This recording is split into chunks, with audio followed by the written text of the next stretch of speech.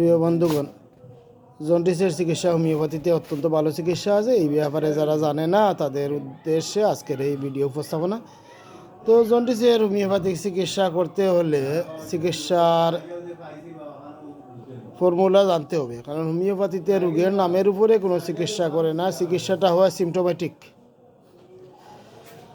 তো এই ব্যাপার অনেকে জানে না, না জানিয়া রুগী গেলে আয়ুর্বেদিক মেডিসিন দিয়ে গাইড বান্ধিয়া এক গাইড ওষুধ দেয়, শেষ পর্যন্ত হয়তো রেজাল্ট আসবে না, অথবা সাময়িক একটু রেজাল্ট আসবে।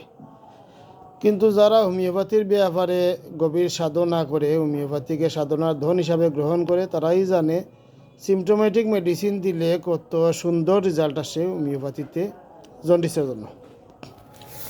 তো দেখেন, রুগী যেহেতু একজন নববধূ, আমি নাম ঠিকানা ছবি কিছুই দেখাতে পারবো না, শুধু আমি এতটুকু বলতে পারবো, জন্ডিস, চোখ হলুদ, হাত পাও চাবায়, তলপেটে ব্যথা, মাথা ব্যথা, চোখে জ্বলে, রাত্রে জ্বর বাড়ে, ইত্যাদি ইত্যাদি এবং অন্য অন্য সিমটমের উপরে আমি মেডিসিন সিলেক্ট করেছি। Silicea 50 ml 1 dose. মেডিসিনটা ইন্ডিয়ান এফকো কোম্পানির, সেবনবিধি রুজ এক কক। তো একটি সিঙ্গেল মেডিসিনে দ্রুত এই রোগীর জন্ডিস চলে যাবে ইনশাল্লাহ।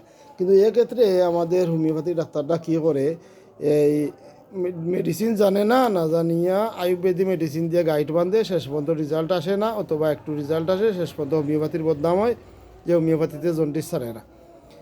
আসলে সিমটোমেটিক মেডিসিন দিতে হয়, যে হোমিওপ্যাথিতে রোগের নামের উপরে যদি কোনো মেডিসিন সিলেক্ট করা হয় তাহলে রেজাল্ট আসবে না, অথবা হালকা একটু রেজাল্ট আসবে।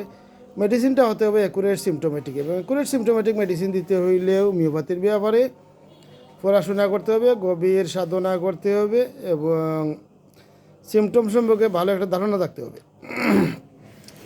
তো দেখেন, এই কেন আমি সাইলিশিয়া কেন সিলেক্ট করেছি, কারণ আমার এই রুগীর গাম, হাতের গাতা এবং পায়ের তোলা সবসময় গামে, এইটা হলো আমার রুগীর একটি প্রধান হোমিওপ্যাথিক সিমটম। এই সাইলিশিয়ায় কি লিখেছে দেখেন, সাইলিশিয়া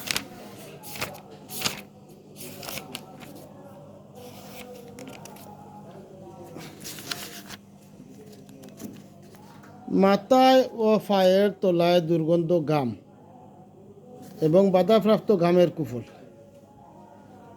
এই সিমটমটা কত সুন্দরভাবে আমার রুগীতে পেয়েছি। এছাড়া আমার রুগী উইপিং ডিসপোজিশন এই সাইলিশিয়ার ক্ষেত্রে যেটা পাই, দৃঢ়তার অভাব, এবং লাস্টে যেটা পাই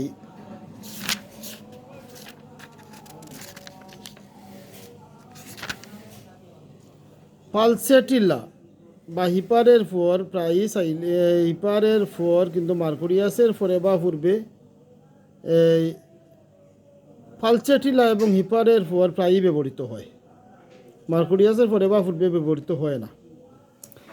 উইপিং ডিসপোজিশনের খুব ভালো একটা মেডিসিন পালসেটিলা, কিন্তু পালসেটিলা রোগটা যখন ক্রনিক হয়ে যায় তখন পালসেটিলার পরে সাইলিশিয়া খুবই ভালো কাজ করে।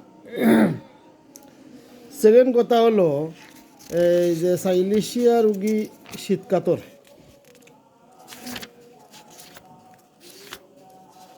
দৃঢ়তার অভাব এবং শীতকাতরতা, আমার রুগী শীতকাতর, দেখেন কাতরতা, শীতকাতর। আমার এই রুগী টিকা ব্যবহার করেছে, টিকা, এখানে কি লিখেছে, যদি টিকাজনিত কোনো কুফল হয় তা হইলে সাইলিশিয়ার চতুর্থ কথা টিকাজনিত কুফল, তাহলে আমার এই রুগীর 1 বছর হতে জন্ডিস, বিভিন্ন চিকিৎসা করে রোগ যাচ্ছে না। এমতাবস্থায় রুগী যখন আমার কাছে আসেন তখন সিমটোমেটিক মেডিসিন ছাড়া আমাদের আর দ্বিতীয় কোনো রাস্তা থাকে না। এই সিমটোমেটিক মেডিসিন না চিনে যতই দামাচাফা করেন বিভিন্ন জাতের মেডিসিন দিয়ে গাইড বাঁধেন, রোগী কমপ্লিটলি সুস্থ হবে না।